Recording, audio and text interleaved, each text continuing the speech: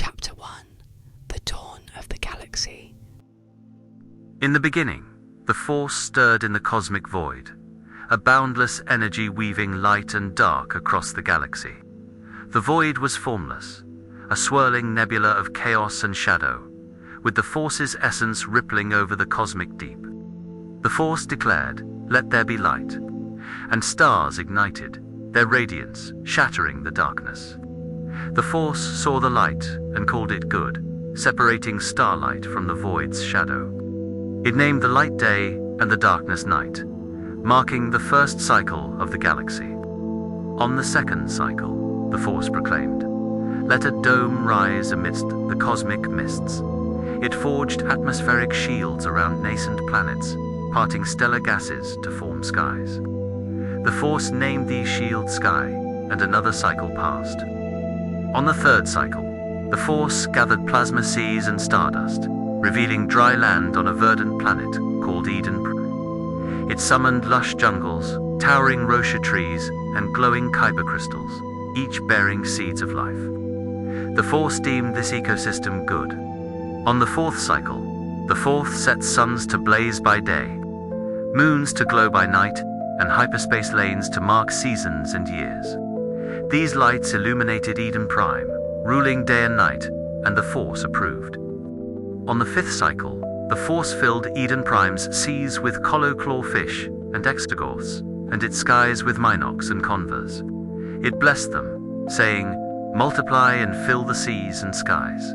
And so they thrived. On the sixth cycle, the Force sculpted land creatures. Banthas thundered across plains. Rankers prowled caves, and tauntauns bounded over ice. From Eden Prime's red clay, it crafted two beings in its image, Adam Cade, a rugged pilot with a spark of destiny, and Eve Organa, a wise and fierce leader. The Force granted them dominion over all creatures and stewardship of the planet, saying, "Be fruitful, multiply, and care for this world." It gave them every plant and fruit for sustenance, and to the creatures, the green flora. Surveying its creation, the Force declared it very good, ending the sixth cycle. Chapter 2. The Sanctuary of Eden Prime. The galaxy in Eden Prime stood complete, teeming with life. On the seventh cycle, the Force rested, its energy flowing gently through the stars, sanctifying the cycle as a time of peace. Before Eden Prime's fields bloomed, when no rain fell and no one tilled the soil, a mist rose from the planet's core, nourishing the ground. From this clay, the Force molded Adam Cade, infusing him with its breath, making him a living being. It planted a sacred garden in Eden Prime's eastern quadrant, a paradise of shimmering lakes and vibrant trees. At its heart stood the Tree of Life, pulsing with pure Force energy, and the Kyber Tree of Knowledge, its crystals glowing with forbidden power. For hyperspace, rivers flowed from the garden, the Piscean winding through the gold-rich Havila system, the Gehan encircling the Kush Nebula, the Tigris east of the Assyria sector, and the Euphrates, a mighty cosmic current. The Force placed Adam in the garden to tend its flora and guard its secrets, commanding, "Use all the garden's resources. But do not touch the Kyber Tree of Knowledge, for its power brings death." Seeing Adam alone, the Force said, "He needs a partner." From the soil, it formed creatures' nerves, dewbacks, porgs, and brought them to Adam to name. He called each by its kind, but none was a true companion. So the Force induced a deep sleep, extracting a fragment of Adam's life essence. From it crafted Eve Organa, equal in strength and wisdom. Adam awoke, exclaiming, "This is spark of my spark, bone of my bones. She shall be called woman, drawn from man." Thus, a man would leave his kin to join his partner, united in the Force. Adam and Eve lived unashamed, their bond pure under Eden Prime's stars. Chapter 3. The Fall of Eden Prime. Among Eden Prime's creatures, Dartha Bontus, a cunning Sith spirit disguised as a sleek protocol droid, slithered through the garden. Approaching Eve, it hissed, "Did the Force forbid you from touching any tree?" Eve replied, "We may use all but the Kyber tree of knowledge, lest we perish." Serpentus sneered, "You won't perish. The Force knows its crystals will open your eyes, granting power to rival its own." Eve gazed at the tree, its Kyber crystals shimmering with promise. Desiring wisdom, she plucked a crystal and shared it with Adam. As they held it, visions of light and dark flooded their minds. But their harmony with the Force shattered. They wove Rocha leaves into cloaks to cover their newfound vulnerability. At dusk, the Force's presence hummed through the garden. Adam and Eve hid among the trees. The Force called, "Adam, where are you?" He answered, "I hid, for I was exposed." The Force asked, "Who told you this? Did you touch the Kyber tree?" Adam pointed to Eve. "She gave me the crystal." Eve said, "Darth Serpentus deceived me." The Force cursed Serpentus. "You'll crawl in shadows, hunted by Jedi forever. Enmity will burn between you and the woman, your offspring and hers. Her air will crush you, though you'll strike their heel." To Eve, it said, "Your descendants will bear creation's pain, yet cling to their partners." To Adam, "The ground is cursed because you listened. You'll toil among thorns to survive, returning to dust." The Force named Eve the mother of all living and crafted Durastil tunics for them.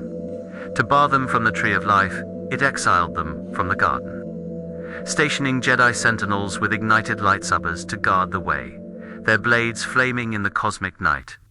Chapter 4. The Sons of Cade. Exiled to the desert world of Tatooine, Adam and Eve began anew.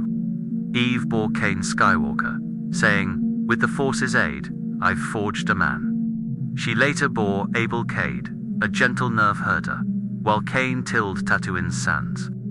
In time, Cain offered crops to the Force, while Abel presented prime nerve stakes. The Force favored Abel's offering, its purity resonating with the light side, but found Cain's lacking. Cain's anger flared, his face darkening like a sandstorm. The Force warned, "Why are you enraged? Do well, and you'll be accepted. The dark side lurks, craving you master it." Cain ignored the warning, luring Abel to a barren canyon. In a rage, he struck Abel with a vibroblade, his blood soaking the sand. The Force called, "Where is your brother?" Cain retorted, "Am I his keeper?"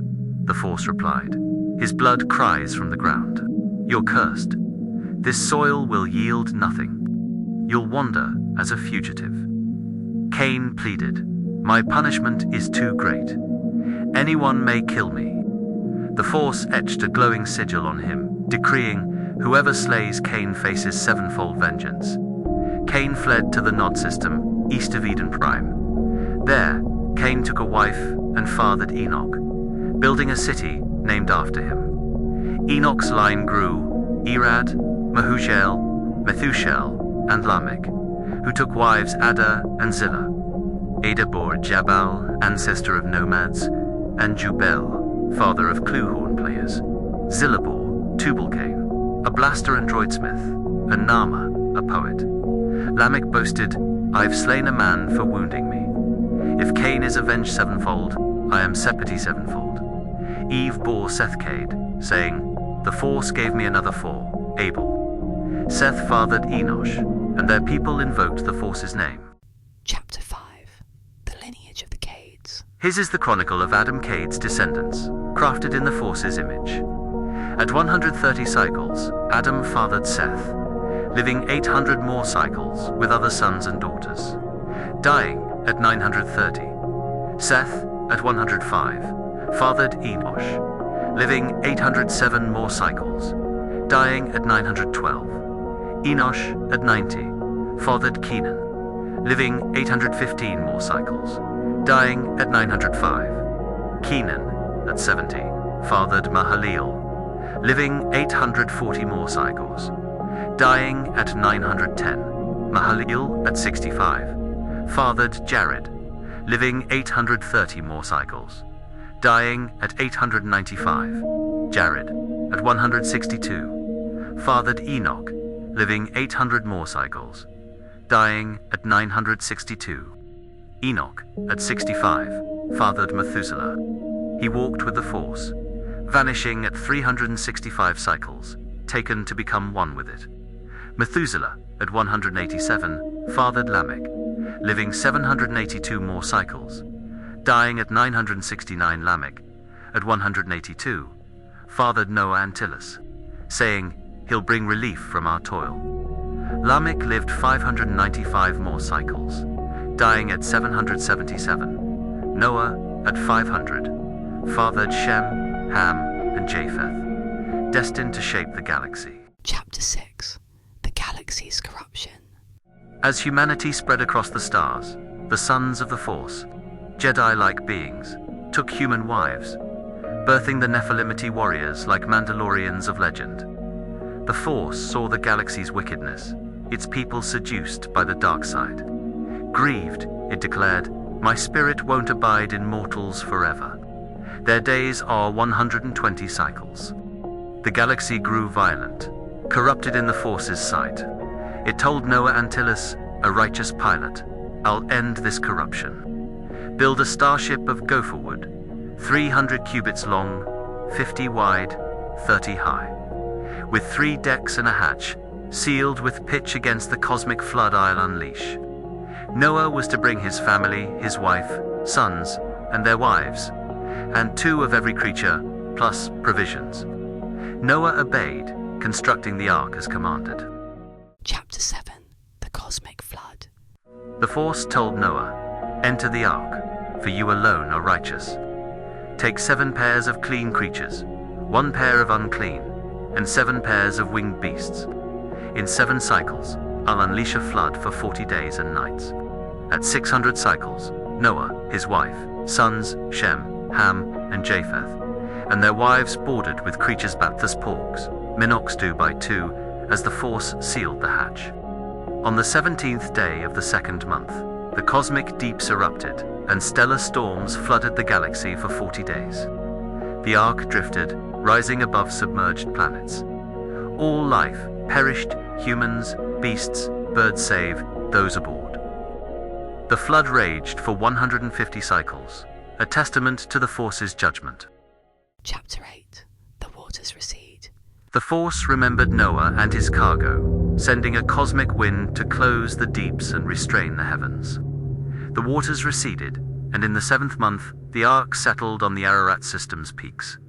By the 10th month, planetary crests emerged.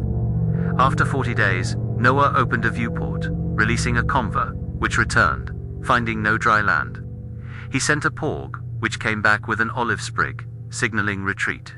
7 cycles later, the porg didn't return. In Noah's 601st cycle, the galaxy was dry. The Force said, "Leave the ark with all creatures, that they may multiply." Noah emerged, building a hallow altar and offering roasted nerf. The Force, pleased, vowed, "I'll never again curse the ground or destroy all life." Despite the heart's dark leanings, seed time, harvest, day, and night will endure. Chapter 9. The Covenant of the Nebula. The Force blessed Noah and his sons, saying, "Multiply and fill the galaxy. All creatures will fear you, and every living thing is yours for sustenance, but not its lifeblood." It decreed, "Whoever sheds blood, by blood their life is taken, for you're made in my image."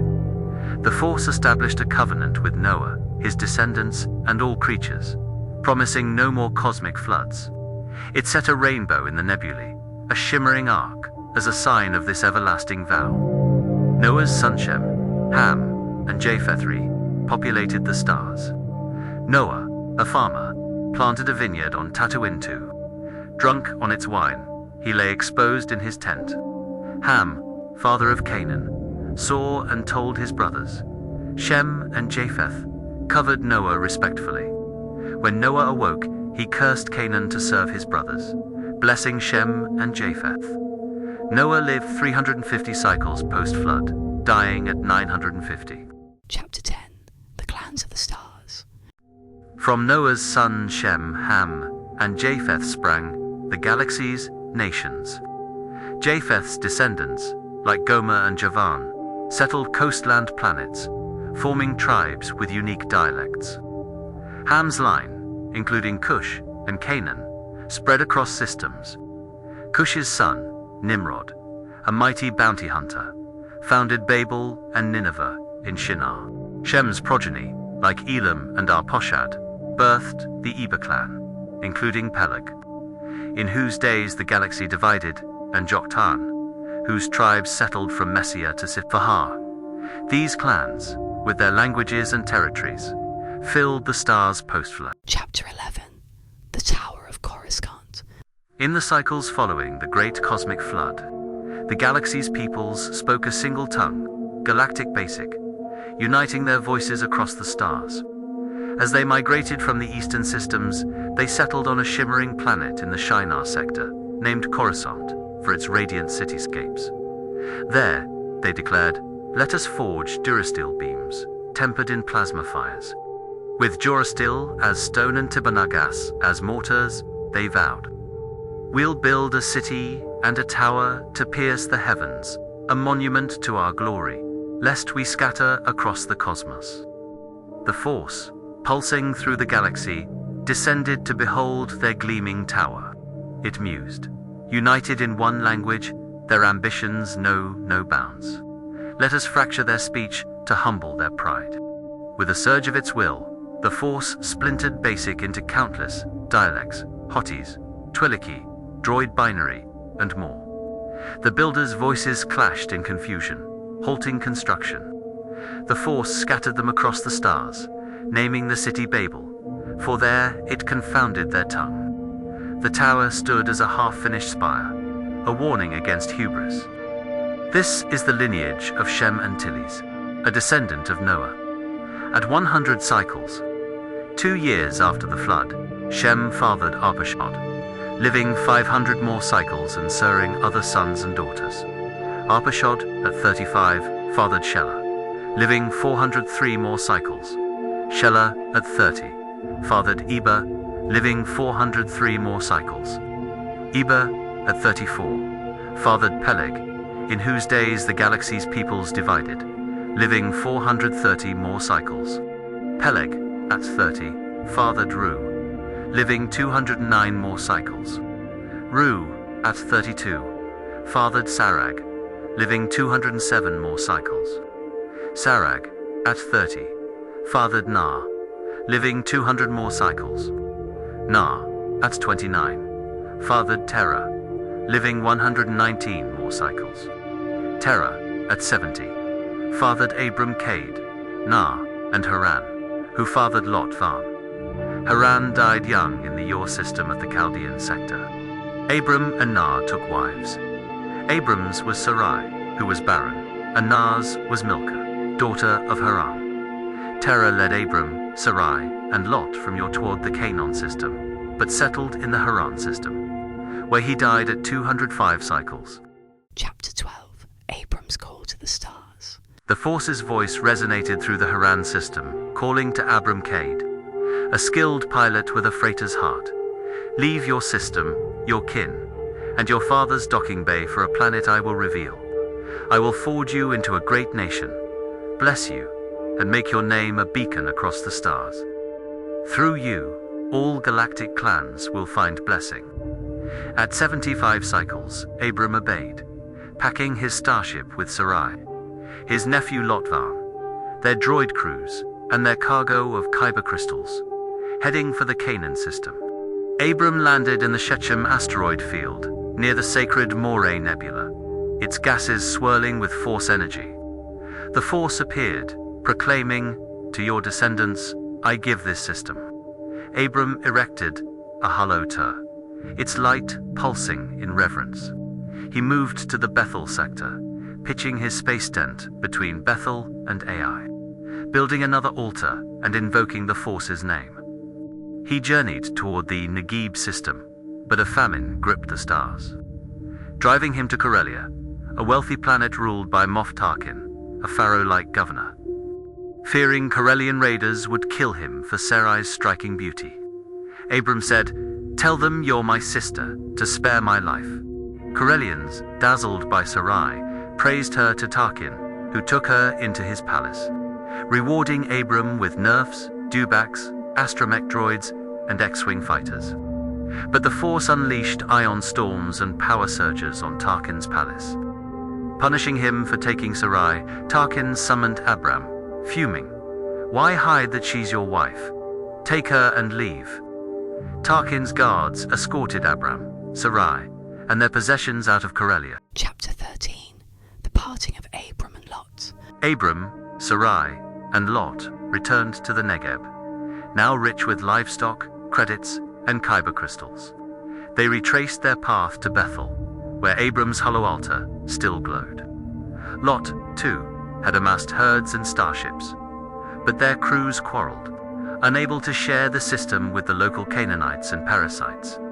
Abram, seeking peace, said to Lot, "Kin should not clash. The galaxy is vast, choose your course. If you veer left, I'll go right. If right, I'll go left." Lot gazed at the lush Jordan Nebula, its planets verdant like Eden Prime before its fall, and chose it, settling near the notorious planet Sodom, a hive of scum and villainy. Abram remained in Canaan. The Force spoke to Abram, "Raise your eyes to the stars, north, south, east, west. All this system I give to your descendants forever, numerous as stardust. Explore its breadths." Abram settled by the Mama Nebula in the Hebron sector, erecting another hollow altar to honor the Force. Chapter 14. The War of the Sector Warlords. In the days of Moff Amraphel of Shinar, Admiral Arioch of Eliezer, General Kedorlaomer of Elam, and Commander Tidal of Goyim, a war erupted against the rebel warlords of Sodom, Gomorrah, Admah, Zeboim, and Bala called Zoar. These rebels had served Kedorlaomer for 12 cycles, but revolted in the 13th. In the 14th cycle, Kedorlaomer's coalition swept through, crushing the Rapim in Ashtaroth Karnaim, the Zuzim in Ham, and the Emaim in Shavakiriathaim, conquering the Seir system to El Paran, and subduing the Amalekites and Amorites in Hazazon. The rebel warlords clashed with Kedorlaomer's forces in the Sidim asteroid field, riddled with Tibana gas pits. The battle was chaotic. Sodom and Gomorrah's leaders fled, some plunging into the pits. The victors looted their cities and captured Lotvan, who resided in Sodom, along with his starships. A survivor reached Abram at the Mama Nebula, where he allied with Eshkal and Aina, local clan leaders. Abram rallied 318 elite pilots, pursued the enemy to the Don system, and launched a daring night raid, routing them to Hobah, north of Damascus. He rescued Lot, recovered the spoils, and freed the captives. Sodom's warlord met Abram in the Shava sector. Melchizedek, a Jedi master of Salem, emerged with bantha milk and nerf bread. Blessing Abram, "May the Force, maker of stars and worlds, bless you. It has delivered your foes." Abram gave him 1/10 of the spoils. Sodom's warlord offered the goods, but Abram swore by the Force, "I'll take nothing, lest you claim you enriched me." He accepted only what his crew consumed, and shares for his allies. Chapter 15. The Covenant of the Cosmos. In a vision, the Force reassured Abram, "Fear not, I am your deflector shield. Your reward will be vast." Abram replied, "I have no heir. My droid master Eliezer of Damascus will inherit my fleet." The Force countered, "No, your own kin will inherit." It led him under the stars, saying, "Count 'em, your descendants will be as numerous." Abram trusted the Force, and it counted as righteousness. The Force said, "I brought you from Yor to possess this system." Abram asked, "How will I know?" The Force instructed, "Bring a bantha, a nerf, a dewback, a porg, and a conver." Abram prepared them, splitting the larger beasts and shooing away Mnax. As night fell, a deep sleep and a chilling dread enveloped him. The Force declared, "Your descendants will be exiles in a foreign system, enslaved for 400 cycles, but I will judge their oppressors, and they'll return with great wealth. You'll join your ancestors in peace." A glowing holocron and a plasma torch passed between the split beasts, sealing the covenant to your descendants. I give this system from the river of Karelia to the great Euphrates, home of the Kenites, Cadmonites, and more. Chapter 16. Hagar's Escape. Sarai, unable to bear children, told Abram, "The force has closed my womb. Take my Karelian handmaiden Hagar. Perhaps I'll have children through her." After 10 cycles in Canaan, Abram took Hagar as a concubine. Hagar conceived and began to disdain Sarai, her eyes gleaming with pride. Sarai confronted Abram. "This is your doing. May the force judge between us." Abram replied, "She's your servant. Handle it." Sarai treated Hagar harshly, and Hagar fled to a desert spring on the Shur system's edge. A Jedi emissary of the Force found her, saying, "Hagar, where do you flee?" She answered, "From my mistress Sarai." The emissary said, "Return and submit. Your offspring will be countless. You'll bear a son, Ishmael, for the Force hears your cries. He'll be a wild bantha of a man, clashing with all." Hagar named the Force El-Aroi, saying, "I've seen the Force and lived." The spring was called Beer-lahai-Yarrow. Hagar bore Ishmael to Abram at 86 cycles. Chapter 17. The Covenant of the Khyber Mark. At 99 cycles, the Force appeared to Abram, saying, "I am the Force Almighty. Walk in my light and be blameless. I'll make you father of nations." It renamed him Abraham Cade, meaning father of multitudes, promising, "You'll sire nations and kings. My covenant will endure with your offspring, and I'll give them Canaan." It added, "Every male among you shall bear a Khyber mark, a sign of our covenant, etched at 8 days old, including your crew and droids. Those without it will be cut off." The Force renamed Sarai as Sarah, saying, "She'll bear you a son, Isaac, and nations will rise from her." Abraham laughed, a child at 100 cycles, Sarah's 90. He pleaded for Ishmael, but the Force said, "Isaac will carry my covenant, but I'll bless Ishmael with 12 princes and a great nation." That day, Abraham, Ishmael at 13, and all his crew received the Khyber mark, etched by a lightsaber's precise touch. Chapter 18. The Visitors at Mamre. By the Mama Nebula, Abraham sat at his tent's hatch in the heat of the day. 3 figures appeared, Jedi emissaries cloaked in robes, their presence radiant with the Force. Abraham ran to them, bowing, "My lords, rest here. Let me fetch water and rations." They agreed, and he hurried to Sarah, saying, "Prepare 3 measures of nerf, jerky and flatbreads." He selected a prime bantha, handing it to a droid to cook. He served them bantha steak, curds, and milk under a rosha tree. They asked, "Where is Sarah?" Abraham replied, "In the tent." One said, "Next cycle, Sarah will bear a son." Sarah, listening from the hatch, laughed silently, thinking, "At my age?" The Force said to Abraham, "Why did Sarah laugh?" "Nothing is beyond the Force." Sarah denied it, afraid, but the Force insisted, "You laughed." The Jedi set out towards Sodom, and Abraham walked with them. The Force mused, "Shall I hide my plan? Abraham will become a great nation, guiding his kin in righteousness." It revealed, Sodom and Gomorrah's wickedness is grave. "I'll investigate their crimes," Abraham pleaded. "Will you destroy the righteous with the wicked?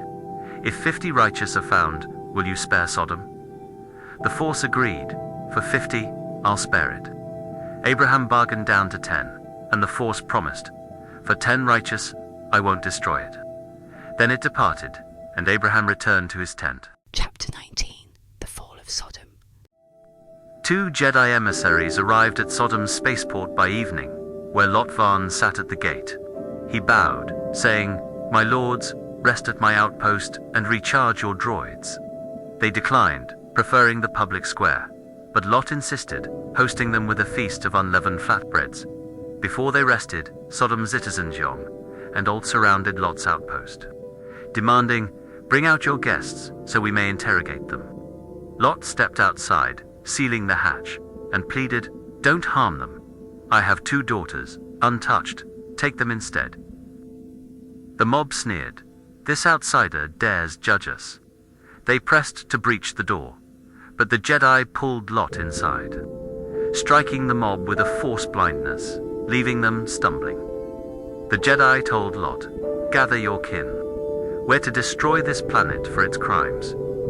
Lot warned his daughter's betrothed, but they scoffed. At dawn, the Jedi urged, "Flee with your wife and daughters, or be consumed." Lot hesitated, so they seized his family, setting them outside Sodom, saying, "Escape to the hills. Don't look back," Lot begged. "The hills are too far. Let me flee to Zoar, a small outpost." The Jedi agreed, sparing Zoar. As Lot reached it, the Force rained plasma and ion fire on Sodom and Gomorrah, obliterating the planets and their flora. Lot's wife glanced back and was petrified into a crystalline statue. Abraham, from the Mama Nebula, saw smoke rising from the Jordan Nebula like a reactor's blaze. The Force had spared Lot for Abraham's sake, delivering him from the destruction. Chapter 20. Abraham and Abimelech. Abraham journeyed to the Negev, settling between Kadesh and Shur, then docking at Gerar, ruled by King Abimelech. Fearing for his life, Abraham said of Sarah, "She's my sister." Abimelech took Sarah into his palace. The Force appeared to him in a dream, warning, "You'll die for taking a married woman." Abimelech protested, "I acted in good faith. They said they were siblings." The Force replied, "I know your heart. I kept you from sin. Return her, for Abraham is a prophet, and his prayers will save you." Abimelech summoned Abraham, demanding, "Why deceive me, bringing guilt on my system?" Abraham admitted, "I feared your people would kill me for Sarah. She is my half-sister, daughter of my father, but not my mother." Abimelech returned Sarah, gifting Abraham nerfs, dewbacks, droids, and 1,000 credits, saying, "My system is yours. Settle where you wish." Abraham prayed, and the Force healed Abimelech's household, restoring their ability to bear children, which it had halted for Sarah's sake. Chapter 21. The birth of Isaac and the exile of Ishmael. As the Force promised, Sarah, now aged but radiant with hope, conceived and bore Abraham Cade a son, Isaac Cade, on the desert planet of Tatooine. Abraham had 100 cycles, etched the Kyber mark on Isaac at 8 days, as the Force commanded. Sarah laughed. "Who'd have thought I'd nurse a child in my old age?" The Force has brought joy. A grand feast erupted when Isaac was weaned, with nerf roasts and cluehorn music echoing across the dunes. But Sarah saw Ishmael, Hagar's son, sparring playfully with Isaac in a mock lightsaber duel, their wooden blades clashing under Tatooine's twin suns. Fearing rivalry, Sarah demanded, "Exile that Corellian, handmaiden, and her son. Isaac alone will inherit." Abraham hesitated, his heart torn, but the Force spoke. "Heed Sarah. Isaac will carry your legacy, but I'll make Ishmael a nation, too." At dawn, Abraham armed Hagar with a blaster, a sack of rations, and a water condenser, sending her and Ishmael into the Beersheba wilderness. Hagar's water ran dry, and she left Ishmael under a twisted rosha shrub, sobbing, "I can't watch him die." She retreated, blaster in hand, scanning for raiders. The Force's voice boomed, "Hagar, fear not." A Jedi emissary appeared in a blaze of light, deflecting a sudden swoop-bike attack by Tusken raiders. With a wave, the Jedi revealed a hidden spring, its waters sparkling. Hagar filled her condenser, reviving Ishmael. The Force guided them to the Paran system, where Ishmael grew into a sharpshooter, his blaster skills unmatched, and married a Corellian pilot. Meanwhile, King Abimelech of Gerar, flanked by Commander Fickle and a squad of battle droids, approached Abraham. "The Force is with you," Abimelech said. "Swear you'll deal honorably." Abraham agreed, but accused Abimelech's troops of seizing a vital water well.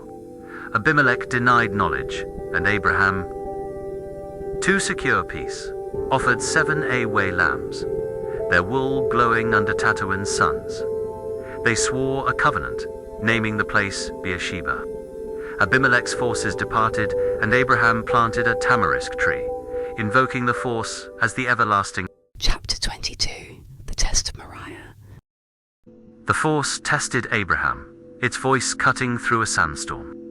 "Take Isaac, your only son, to the Moriah system and offer him as a sacrifice on a mountain I'll show you." Abraham, heart-heavy but resolute, saddled a dewback speeder at dawn, loading it with plasma torches and vibarites. With Isaac and 2 droid pilots, he sped across Tatooine's dunes, evading a band of Jawa scavengers, firing ion blasters. On the 3rd day, they reached Moriah's rocky peaks. Abraham told his droids, "Stay with the speeder. Isaac and I will worship and return." He handed Isaac the plasma wood, carrying a torch and vibroblade himself. Isaac, gripping the wood, asked, "Father, we have fire and wood, but where's the sacrifice?" Abraham replied, "The Force will provide." At the summit, Abraham built a halowata, its light pulsing.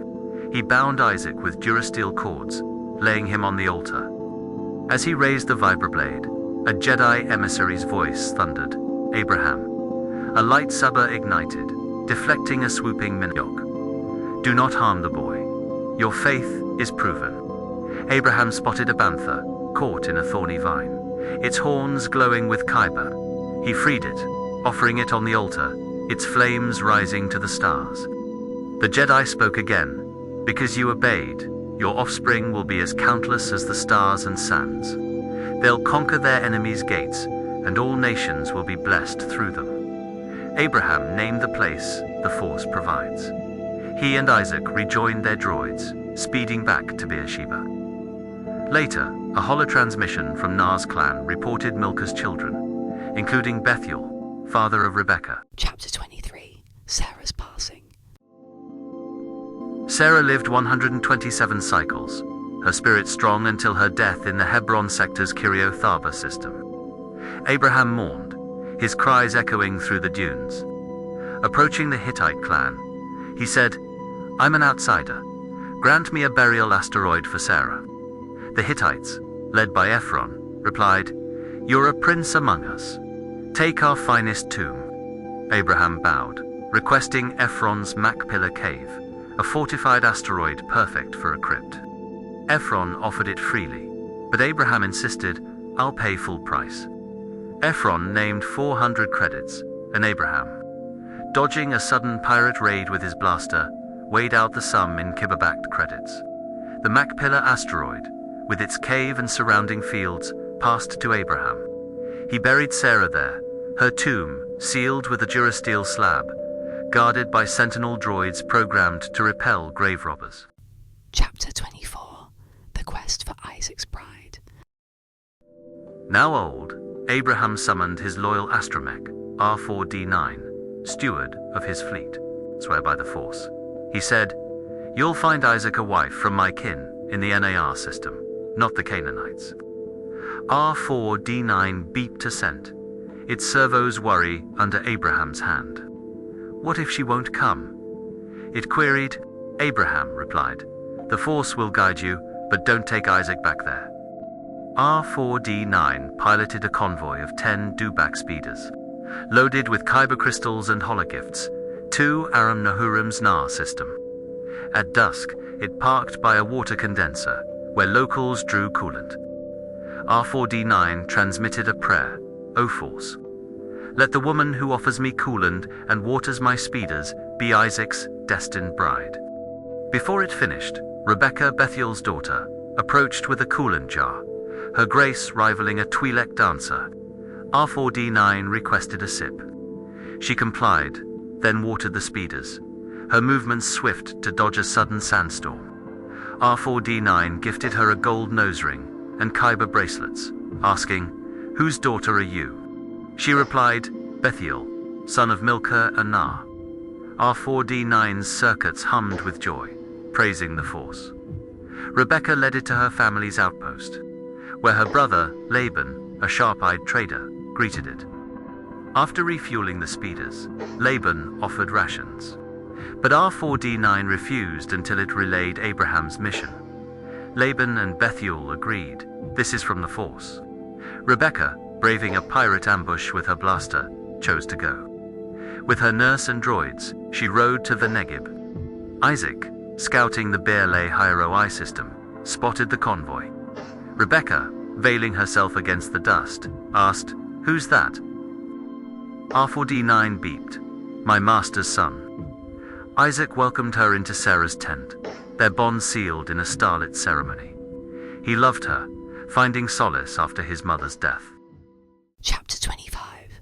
Abraham's Legacy. Abraham took another wife, Keturah, who bore Zimron, Jokshan, Madan, Midian, Ishbak, and Shua. Jokshan fathered Sheba and Dedan, whose clans became traders.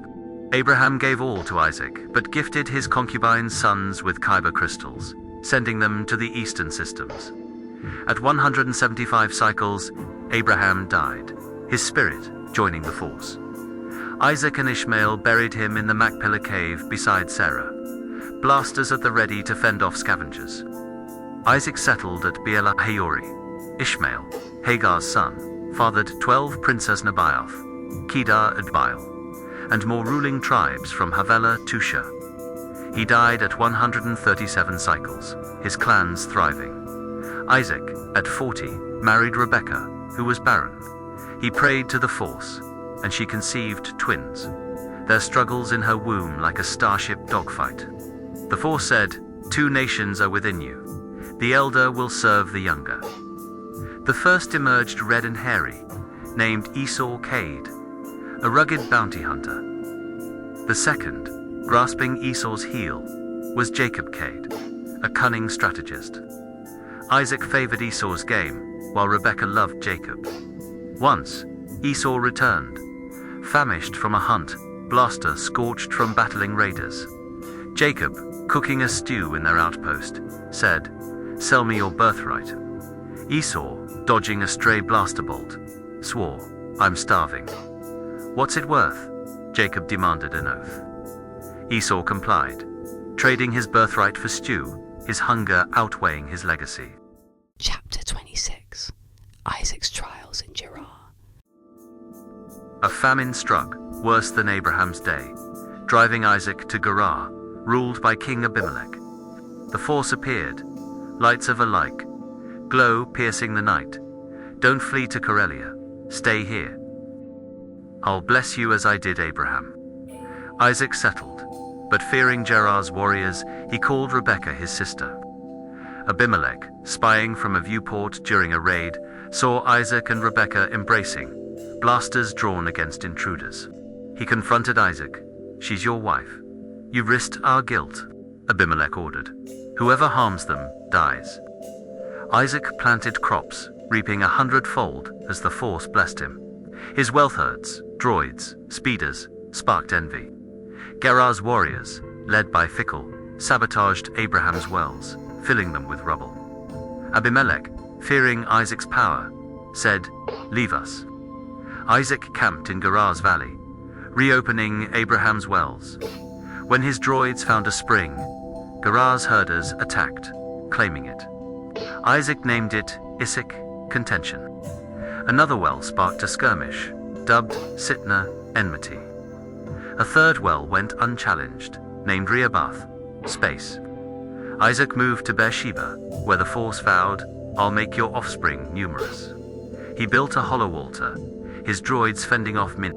Abimelech, with Fickle and advisor Ahazath, arrived under a truce flag.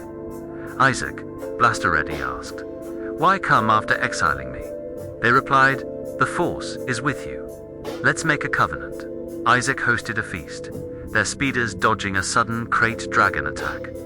They swore peace, and Isaac's droids found a new well, named Sheba, making Beersheba a thriving hub. Esau, at 40, married Hittite women, Judith and Basemoth, their defiance straining Isaac and Rebekah. Chapter 27. Jacob's Deception. Isaac, old and nearly blind, called Esau, "Hunt game and cook my favorite nerve stew. I'll bless you before I die." Rebekah overheard, plodding as blaster fire echoed from a nearby raid. She told Jacob, "Fetch to nerve kids, I'll make the stew. You'll get the blessing." Jacob protested. "Esau's hairy. I'm smooth. Father will curse me." Rebekah, deflecting a stray iron bolt, said, "The curse is mine, obey." She dressed Jacob in Esau's armor, wrapping nerf pelts on his arms, and handed him the stew. Jacob entered Isaac's tent, dodging a collapsing beam from an attack. "Father, it's Esau," he lied. Isaac, suspicious, said, "So quick." Jacob replied, "The force aided me." Isaac felt his pelted arms, murmuring Jacob's voice, but Esau's hands. He ate, kissed Jacob, and blessed him. "May the force grant you dew, grain, and wine. Nations will bow to you." As Jacob fled, Esau arrived, stew in hand, only to learn Jacob stole the blessing. He roared, "He's cheated me twice." Isaac gave Esau a lesser blessing. "You'll live by your blaster, serving your brother until you break free." Esau vowed to kill Jacob, his blaster glowing red. Rebekah, fending off raiders, warned Jacob, "Flee to my brother Laban in Haran. Stay until Esau's fury cools." She told Isaac, "I dread Jacob marrying a Hittite." Isaac, lightsaber drawn against scavengers, agreed to send him away. Chapter 28. Jacob's flight and vision. Isaac blessed Jacob. "Don't marry a Canaanite. Go to Padanaram to Laban and find a wife." Jacob fled Beersheba, pursued by Esau's bounty hunters, their speeders roaring. He outran them, landing at a remote outpost as night fell. Using a stone as a pillow, he slept, dreaming of a hyperladder stretching to the stars, with Jedi ascending and descending. The force stood beside him. "I am the force of Abraham and Isaac. This land is yours, and your offspring will be like stardust, blessing all nations. I'll protect you." Jacob awoke, awestruck. The force is here. He set up the stone as a pillar, anointing it with coolant, naming the place Bethel, House of the Force. He vowed, "If the force guards me, it'll be my guide, and I'll give 1/10 of all I gain." As he spoke, a bounty hunter's blaster bolt narrowly missed, and Jacob sped off, lightsaber ignited, toward Haran. Chapter 29. Jacob and Rachel. Jacob reached Padanaram's eastern systems, dodging pirate ambushes. At a well covered by a massive durasteel slab, he met herders. "Do you know Laban?" he asked, deflecting a stray shot. They pointed to Rachel, Laban's daughter, approaching with nerves, her blaster ready against raiders. Jacob rolled the slab away, watering her herd as lasers lit the sky. He kissed her, tears falling, and revealed he was her kin, Rebekah's son. Rachel ran to Laban, who embraced Jacob, saying, "Your family." After a month, Laban offered wages. Jacob, smitten with Rachel's grace, said, "I'll serve 7 cycles for her." Laban agreed. Jacob toiled, fending off crate dragons and raiders, his love making the cycles feel like days. When the time came, Laban hosted a feast, but swapped Rachel for Leah, her sister, under cover of night. Jacob, unaware, wed Leah only to confront Laban at dawn. "You deceived me," Laban replied. "Our custom gives the elder first. Serve another 7 cycles for Rachel." Jacob completed Leah's week, then married Rachel, lightsaber duels marking the celebration as raiders attacked. The force opened Leah's womb, and she bore Reuben, Simeon, Levi, and Judah, naming them for her trials, hoping Jacob's love would grow. Rachel remained barren, her heart aching amidst the chaos. Chapter 30. The rivalry of sisters. Rachel, envious of Leah's sons, pleaded with Jacob, "Give me children, or I'll die." Jacob, dodging a blaster volley from a local feud, snapped, "Am I the force?" Rachel gave him her handmaiden Bilhah, who bore Dan and Naphtali, Rachel naming them for her struggle. Leah, ceasing to bear, gave her handmaiden Zilpah, who bore Gad and Asher. During a harvest, Reuben found rare kibberut, sparking a skirmish with traders. Rachel bartered for it, offering Leah a night with Jacob. Leah bore Issachar, Zebulun, and a daughter, Dinah. Each birth celebrated amid battles with raiders. The force remembered Rachel, opening her womb. She bore Joseph, saying, May the Force add another. Jacob, weary from defending their outpost, told Laban, "Let me return to Canaan with my family." Laban, his wealth grown under Jacob's care, offered wages. Jacob, outsmarting a pirate raid, said, "Take all speckled and spotted nerfs as my pay." Laban removed those nerfs, but Jacob, using force-guided breeding tactics, produced a stronger, speckled herd, growing rich with droids and speeders. His camp a fortress against constant attacks. Chapter 31. Jacob's daring escape. Jacob Cade overheard Laban's sons, their blasters primed, grumbling, "Jacob's stolen our father's wealth." Laban's gaze had grown cold, his trust eroded. The Force pulsed through Jacob's mind, commanding, "Return to Canaan, I'll be with you." Jacob summoned Rachel and Leah to their nerve pens, dodging a sudden barrage from rival herders. "Your fathers cheated me," he said, deflecting a blaster bolt, "changing my wages 10 times. But the Force has blessed me, turning his herd speckled for my gain. It spoke in a dream, showing me striped nerves, urging me to flee." Rachel and Leah, wielding vibroblades, agreed. "Laban treats us as outsiders, squandering our dowry. Take what the Force has given." As Laban sheared nerfs off-world, Rachel stole his holidals, sacred data chips glowing with ancestral codes. Jacob loaded his wives, children, and speckled herds onto speeders, evading a pirate ambush, and fled across the Euphrates toward Gilead's rugged moons. Laban, alerted on the 3rd day, pursued with his kin, their starfighters screaming through hyperspace. The Force appeared to Laban in a dream, its voice like a lightsaber's hum. "Speak not a word to Jacob, good or ill." Laban overtook Jacob on Gilead's rocky terrain, where Jacob's camp bristled with turrets. "Why steal my idols and my daughters?" Laban roared, dodging Jacob's defensive laser fire. Jacob, lightsaber ignited, retorted, "I feared you'd take them by force. Search for your idol's Sif. Found. The thief dies." Unknowing Rachel's theft, he stood firm as blaster bolts lit the night. Laban searched the tents, his droids scanning furiously.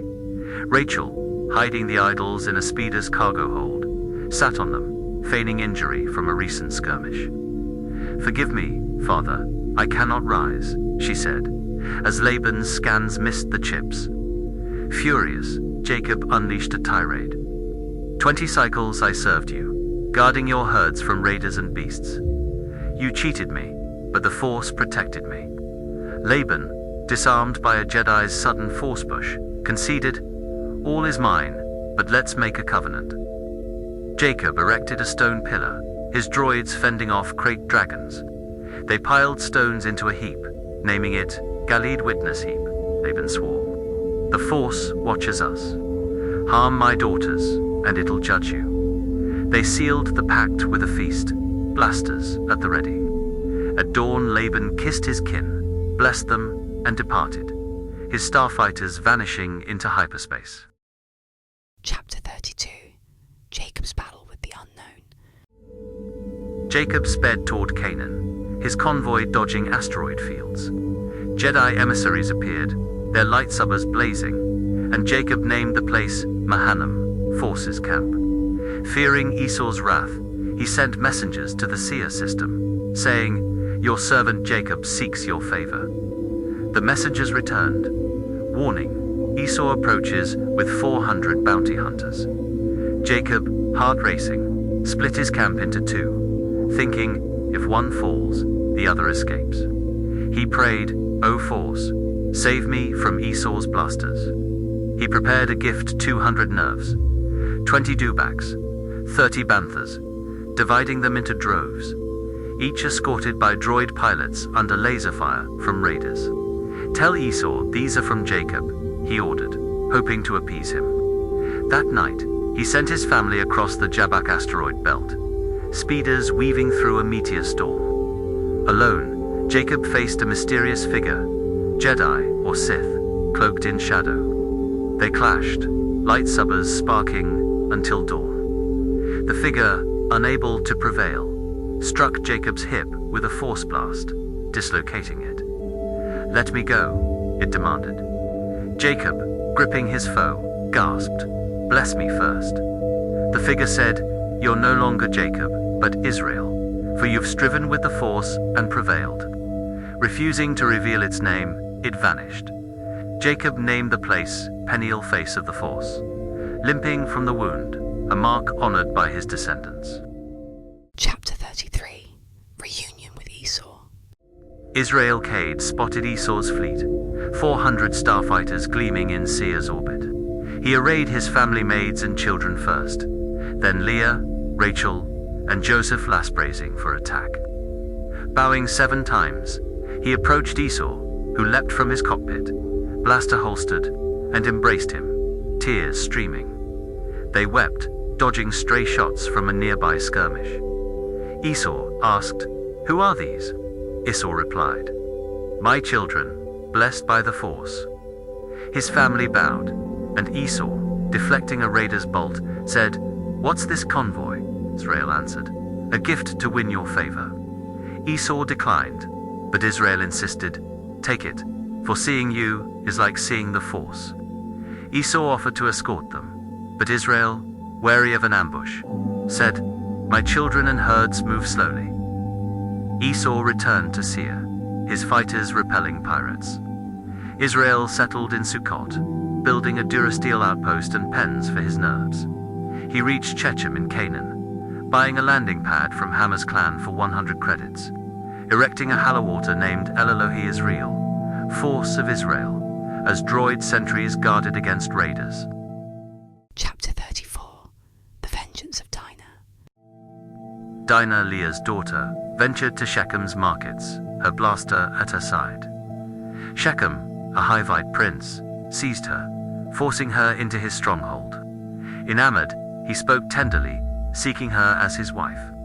Hammer, his father, met Israel to negotiate, but Israel's sons, returning from the fields, learned of the outrage. Furious, they gripped their vibroblades, ready for battle. Hammer proposed, "Let our clans unite. Shechem loves Dinah." Shechem offered any price, but Simeon and Levi, Dinah's brothers, plotted deceitfully, saying, "All your males must bear the Khyber mark." Shechem and Hammer convinced their city's warriors, who complied, weakened by the ritual. On the 3rd day, Simeon and Levi, lightsabers blazing, stormed Shechem's stronghold, cutting down the males in a fierce duel. They rescued Dinah, while their brothers looted the city, seizing nerfs, droids, and credits, blasters firing against counterattacks. Israel rebuked them, "You've made us enemies." The Canaanites will strike. Simeon and Levi retorted, "Should our sister be treated like a smuggler's prize?" Their outpost braced for retaliation. Chapter 35. The Return to Bethel. The force commanded Israel, "Go to Bethel. Build an altar where I appeared to you." Israel ordered his clan, "Purge your halidols and purify yourselves." They surrendered their stolen data chips, buried under a rosha tree, as droid sentries repelled raiders. The force sent a terror wave, deterring pursuers. At Bethel, Israel built a hallowaltar, naming it El Bethel, Force of Bethel. Deborah, Rebecca's nurse, died buried under an oak called Alembic Folk, Oak of Weeping, guarded by sentinel droids. The force appeared, lightsaber-like glow piercing the sky, renaming Jacob as Israel and promising, "A nation and kings will rise from you. Canaan is yours." Israel erected a stone pillar, anointing it with Kulan as blaster fire from a nearby skirmish echoed. En route to Ephroth, Rachel's labor began amidst a Tuscan raider ambush. Israel's droids repelled the attack, but Rachel, in agony, bore a son, naming him Benoni, son of sorrow. Israel called him Benjamin, son of strength, as Rachel died. He buried her, erecting a pillar guarded by a lightsaber-wielding droid. Israel camped beyond Edda's tower, Reuben, defying his father, lay with Bilhah, Rachel's handmaiden, sparking a clan feud. Israel's sons numbered 12, Leah's Reuben, Simeon, Levi, Judah, Issachar, Zebulun, Rachel's Joseph, Benjamin, Bilhas, Dan Naphtali, Zilpas, Gad, Asher. Israel returned to Hebron, where Isaac died at 180 cycles. Israel and Esau buried him, blasters drawn against scavengers, in the Machpelah cave. Chapter 36. The clans of Esau. Esau, called Edom, took Canaanite wives, Adah, Aholibamah, and Basemath, Ishmael's daughter. Adah bore Eliphaz, Basemath, Reuel, Oholibamah, Jush, Jalam Korah. Esau's wealth herds, Droid's starships, so grew Canaan, forcing him to Seir's rugged hills. His clans, the Edomites, thrived. Eliphaz's sons Teman, Omar, Zepho, Gatum, Kenaz, and Amalek via concubine, Timnah. Reuel's Nahath, Zerah, Shamah, Mizah. Oholibamah's, Jush, Jalam, Korah. Seir's, Horite, Clanslotan, Shobal, Zibeon, and others mingled with them. Edom's kings ruled before Israel's: Bela of Dinhabah, Jabab of Bozrah, Husham of Taman, Hadad of Avith, who crushed Midian in a starfighter battle, Samlah of Masrekah, Shaul of Rehoboth, Balhanan of Akbar, and Hador of Po, whose wife Mehetabel hailed from Mezahab. Esau's clans Dimnah, Alva, Jetheth, and more settled Seir, their starships patrolling the hills against raiders. Chapter 37. Joseph's dreams and betrayal. Israel settled in Canaan, his outpost fortified against raiders. Joseph, at 17, tended nerves with his brothers, reporting their slacking to Israel. Israel favored Joseph, crafting him a shimmering hollow robe, sparking jealousy. Joseph dreamed, "We bound sheaves in a field. Mine stood tall, and yours bowed to it." His brothers, fending off a Jawa ambush, sneered, "You'll rule us." Another dream showed the sun, moon, and 11 stars bowing to him. Israel, dodging blaster fire, rebuked him, "Will we bow to you?" His brothers' hatred grew, but Israel pondered the vision. Israel sent Joseph to check on his brothers near Shechem. A wanderer, deflecting a raider's bolt, directed him to Dothan. Spotting Joseph's robe, his brothers plotted, "Let's kill the dreamer." Reuben, parrying a Tuscan's vibroaxe, urged, "Don't kill him. Throw him in a pit." They stripped his robe, tossing him into a dry well as blasters roared. Sitting to eat, they saw an Ishmaelite caravan, its speeders laden with spices, guarded by droid escorts. Judah said, "Sell him, he's our kin." They sold Joseph to Midianite traders for 20 credits, who took him to Corellia. Reuben, returning, tore his armor, "He's gone." They dipped Joseph's robe in nerve blood, showing it to Israel, who mourned. A beast devoured him. Joseph was sold to Potiphar, a Corellian captain, as raiders attacked the caravan. Chapter 38. Judah's reckoning. Judah left his brothers, joining Hera, an Adullamite smuggler. He married Shua's daughter, a Canaanite, bearing Onan and Shelah. Judah chose Tamar for her, but whose dark deeds drew the force's wrath, and a Sith assassin's light supper ended him. Judah told Onan raise an heir for her. Onan, defying tradition, spilled his seed, and the force struck him down in a sudden iron storm. Judah sent Tamar to her father's outpost, fearing Shelah's death. Shear's daughter died, and Judah with Hera went to Timnah to shear nerves, dodging raider ambushes. Tamar, learning Shelah was withheld, veiled herself and sat at Inam's gate, posing as a cantina worker. Judah, mistaking her, offered a nerve kid for her company, giving his signet, cord, and staff as a pledge. Tamar conceived, resuming her widow's garb. Hera, sent with the kid, found no worker, and Judah let it go to avoid shame. 3 months later, Tamar's pregnancy sparked outrage. Judah ordered her execution, but she revealed his items, saying, "The father owns these." Judah, stunned, admitted, "She's more righteous than I." Tamar bore twins, Perez, who breached first, and Zerah, marked by a crimson thread, born amid a chaotic raider skirmish. Chapter 39. Joseph's Rise and Fall. In Karelia, Joseph served Potiphar, captain of Moff Tarkan's guard. The force blessed him, making him overseer of Potiphar's estate, his decisions guiding droid crews and nerve herds through pirate raids. Potiphar's wife, eyeing Joseph's charm, cornered him. "Lie with me." Joseph, dodging her grasp, refused. "I won't betray the force or my master." She persisted, and one day, as he worked alone, she grabbed his robe. Joseph fled, leaving it behind. Blaster shots from a guard echoing. She accused him, waving the robe. "This Hebrew tried to assault me." Potiphar, enraged, threw Joseph into a prison asteroid, its cells guarded by battle droids. The force stayed with him, granting favor with the warden, who put him in charge of prisoners. Joseph managed the cell block, organizing defenses against smuggler breakouts, his every action blessed by the force. Chapter 40. Dreams in the Dungeon.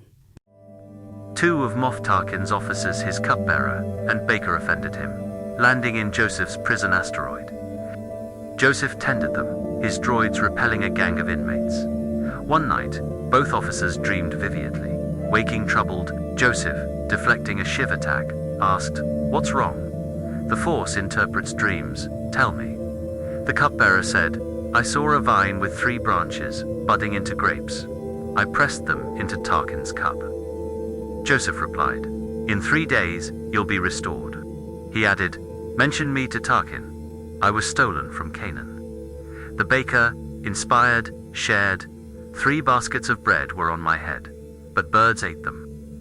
Joseph, parrying a rogue droid's blast, said, "In 3 days, Tarkin will hang you, and birds will feast." On Tarkin's birthday, he hosted a feast, blasters firing in celebration. He restored the cupbearer, who served again, but hanged the baker. As Joseph foretold, the cupbearer, amid a chaotic banquet skirmish, forgot Joseph, leaving him in the dungeon. Chapter 41. Joseph's Rise to Power. 2 cycles after the cupbearer's release, Moff Tarkin of Karelia dreamed by the Nile River's banks, dodging pirate raids. 7 sleek banthas emerged from the river, grazing, but 7 gaunt ones devoured them. In a second dream, 7 plump grain stalks sprouted, only to be swallowed by 7 withered ones, blasted by a sandstorm. Troubled, Tarkin summoned his slicers and seers, but none could interpret, their holoscreens flickering under ion interference. The cupbearer, deflecting a blaster bolt, said, "A Hebrew prisoner interpreted my dream." Tarkin sent for Joseph, who was freed from the prison asteroid, shaved, and clad in durasteel armor. Tarkin said, "Can you interpret dreams?" Joseph, parrying a guard's vibroblade, replied, "The Force gives answers." Tarkin shared his visions, and Joseph declared, "The dreams are one. 7 cycles of plenty will come, followed by 7 of famine. Appoint a wise overseer to store grain, or Karelia will perish." Tarkin, impressed, said, "The Force is with you." He made Joseph governor, second only to himself, placing a kyber ring on his finger and a gold chain around his neck. Joseph rode a speeder chariot through Karelia's streets, droids shouting, "Bow to him," as raiders fired from rooftops. At 30 cycles, Joseph stockpiled grain like Tatooine's sands, fortifying cities against pirate sieges. He married Asenath, daughter of Potipharah, a priest of On, and they had 2 sons, Manasseh, "The Force made me forget my hardship," and Ephraim, "For I'm fruitful in affliction." When famine struck, Joseph opened storehouses, selling grain to Karelians and offworlders, his droids repelling looters, fulfilling the Force's plan to save lives through foresight and faith. Chapter 42. The Brothers' Test. As famine gripped Canaan, Israel Cade heard of Karelia's grain. "Go buy some," he told his sons, dodging a Tuscan raider ambush.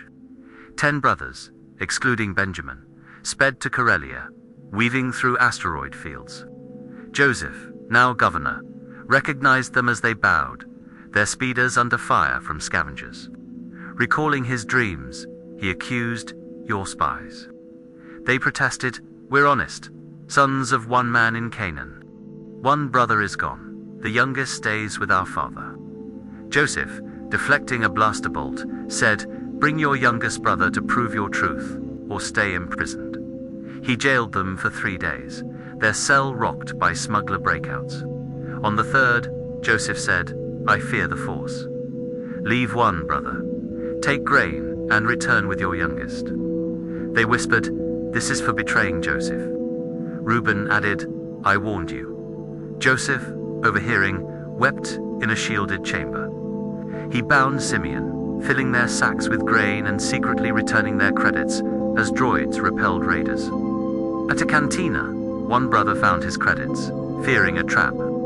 Back in Canaan, they told Israel, who mourned, "Joseph's gone, Simeon's jailed, and now you'd take Benjamin." Reuben swore, "I'll protect him." But Israel refused, guarding his son, trusting the force to deliver them. Chapter 43. The Return to Corellia. The famine worsened, and Israel's clan consumed their grain. "Go back to Corellia," Israel urged, blaster in hand, against raiders. Judah said, "The governor demands Benjamin, or we can't return." Israel groaned, "Why? Mention him." Judah vowed, "I'll guard him, or bear the blame forever."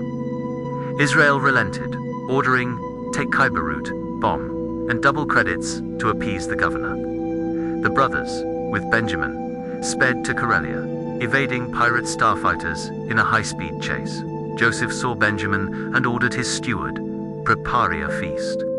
The brothers, fearing a trap over the returned credits, approached the steward, blasters ready. "We brought the credits back," they said. He replied, "The force placed them in your sacks. I received your payment." He freed Simeon, offering water and fodder amid a skirmish with looters. At Joseph's palace, they bowed, presenting gifts. Joseph, dodging a stray bolt, asked, "Is your father well?" Seeing Benjamin, he wept in private, overwhelmed. At the feast, he seated them by birth order, giving Benjamin 5 times the portions, their table guarded by droids against intruders. They ate, wary but grateful, trusting the force's unseen plan. Chapter 44. The Silver Holocron. Joseph ordered his steward, "Fill their sacks with grain, return their credits, and hide my silver holocron in Benjamin's." As the brothers departed at dawn, their speeders dodging raider fire, Joseph sent his steward in pursuit. "Why steal my lord's holocron?" he demanded, overtaking them in a starship chase. They protested, "We returned the credits. If it's found, the thief dies, and we'll be slaves." The stewards searched, finding the holocron in Benjamin's sack. They tore their armor, returning to Joseph's palace under heavy guard. Joseph accused, "You stole my holocron, used for forced divination." Judah, vibroblade drawn, pleaded, "We're guilty, but spare Benjamin. Our father will die without him. I sold our brother Joseph. Don't let me break Israel's heart again. Take me instead." Joseph, moved, saw their repentance, the force guiding their hearts to accountability amidst the chaos of Corellia's streets. Chapter 45. Joseph's Revelation. Joseph could no longer contain himself. "Clear the room," he shouted, as blasterfire echoed outside. Alone with his brothers, he wept loudly, the sound reaching Tarquin's palace. "I am Joseph, your brother, sold to Corellia," he revealed, dodging a collapsing beam from a raid. Stunned, they froze. "Don't be distressed," he said. "The force sent me to save lives. 5 more famine cycles remain. Tell our father I'm Lord of Corellia, and bring him to Goshen." He embraced Benjamin, tears falling as droids repelled intruders, then kissed each brother, their reunion sealed amidst chaos. Tarquin, hearing of Joseph's brothers, ordered, "Take starships and bring your father to Goshen's fertile moons." Joseph equipped them with speeders, provisions, and hollow robes, giving Benjamin 300 credits and 5 robes. He sent 10 dewback speeders loaded with grain for Israel. Warning, don't quarrel. The brothers returned to Canaan, evading pirate ambushes, and told Israel, Joseph lives ruling Corelia. Israel, stunned, saw the starships and believed, saying, I must see him before I die. His faith in the force renewed. Chapter 46. Israel's journey to Goshen.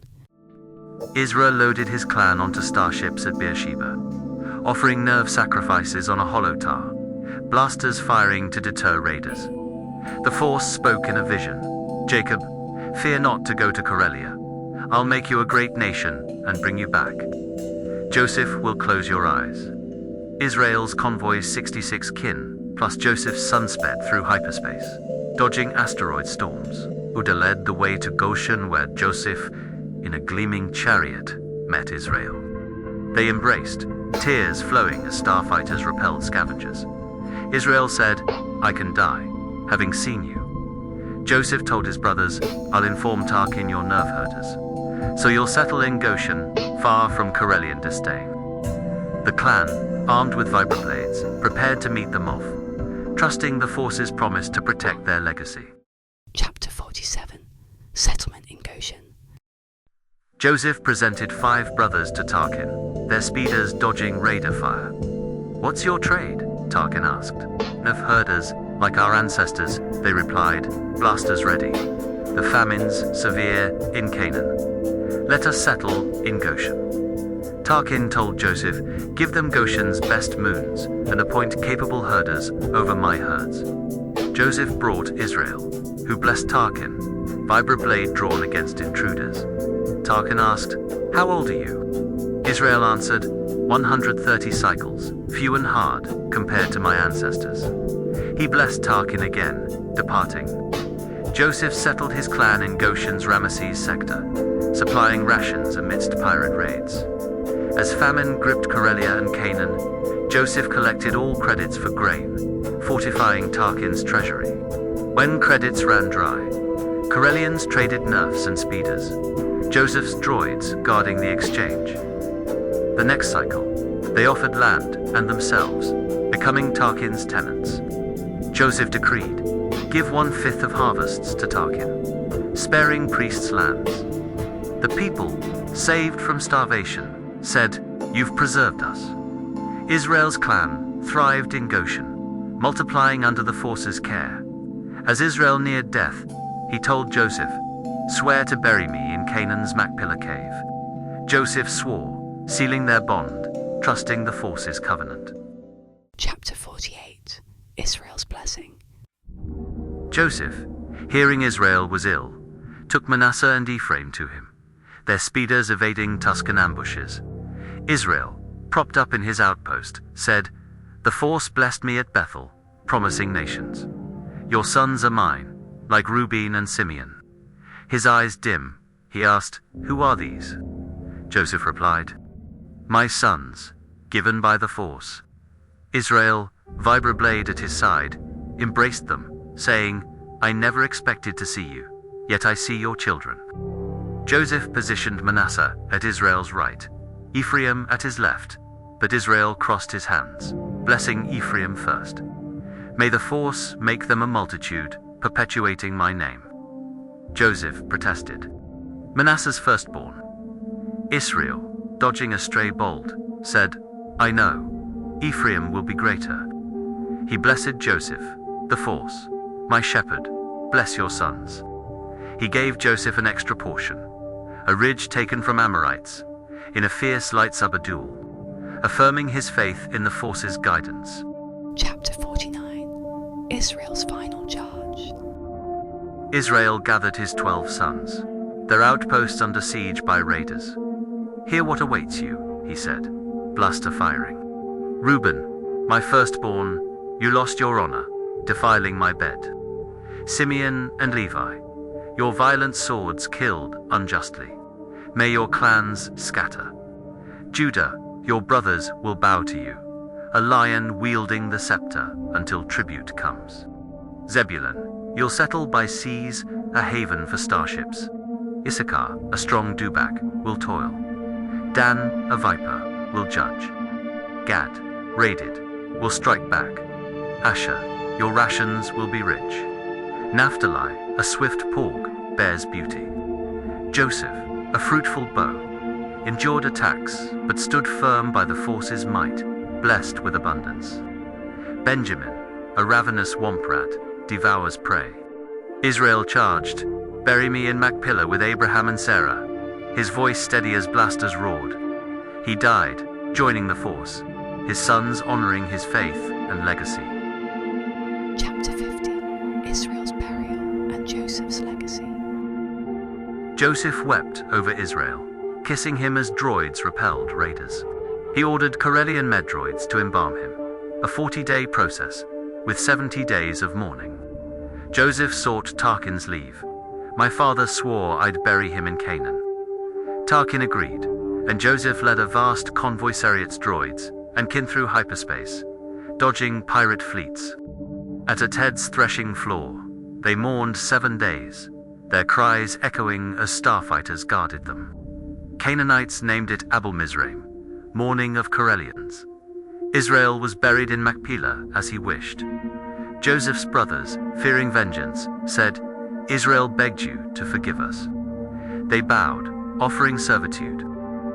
Joseph, deflecting a blaster bolt, said, Fear not. The force turned your evil to good, saving lives.